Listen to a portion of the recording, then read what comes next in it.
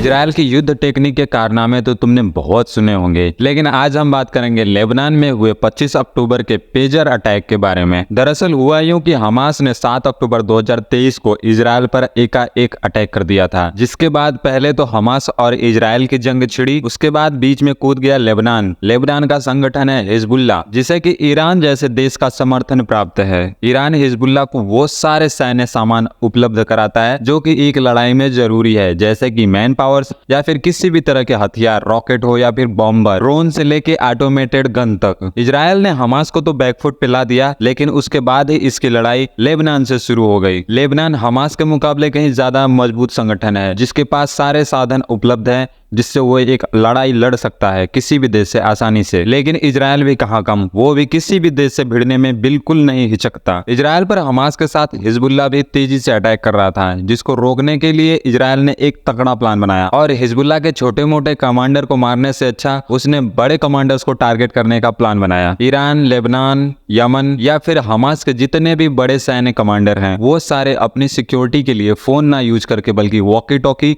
और pager use कर रहे थे, क्योंकि फोन को हैक करके उनकी आसानी से लोकेशन या फिर उनके सीक्रेट इंफॉर्मेशन को लीक किया जा सकता था। और ये बात जब इजराइल को पता चली तो उसने अपनी 2 फर्जी कंपनियां बना दी और उन्हें ऐसा शो ऑफ किया जैसे कि वो इंटरनेशनल लेवल पर पेजर और वॉकी टॉकी बनाती हों। और इन्होंने वियतनाम की अपोलो गोल्ड नाम की कंपनी के साथ हाथ मिला लिया। अब लेबनान की तरफ से भी वॉकी टॉकी और पेजर का जो ऑर्डर था वो उन्हीं कंपनी को जा रहा था, जिसमें इजराइल ने भारी भरकम इन्वेस्ट किए थे और इनके बंदे, इनके जो जासूस थे इजराइल के, वो उसी में काम करते थे। फिर क्या मिशन शुरू हुआ और पेजर बनकर ईरान और लेबनान को सप्लाई होने लगे। पेजर की बैटरी जो होती थी वो लिथियम आयन की होती थी। उस बैटरी के ऊपर ये एक चिप लगाते थे जिसमें मैसेज ट्रांजैक्शन या फिर कोई कोड ट्रांजैक्शन आसानी से किया जा सकता था। और ये वॉकी टॉकी और पेजर्स लगभग 2023 तक सप्लाई होने लगे थे लेबनान को, और अब उनको टारगेट करना इजराइल के लिए बहुत आसान हो गया था। हाल ही में जब लेबनान की तरफ से इजराइल पर बहुत तेजी से अटैक होने लगे, तब इजराइल ने अपना प्लान बी एग्जीक्यूट किया और सारे पेजर्स जो कि हिजबुल्लाह के सैन्य कमांडर्स या फिर उनके सीनियर्स यूज करते थे, उन पेजर्स की बैटरी पर लगे चिप को एक्टिवेट करना शुरू कर दिया। और चिप एक्टिवेट होते ही पेजर्स की बैटरी जो कि लिथियम आयन की बनी थी वो हिट होने लगी और उनमें ब्लास्ट होना शुरू हो गया। अब जितने भी कमांडर्स थे वो अपने पेजर को अपनी जेब में रखे थे, या फिर जब अलार्म बजने लगा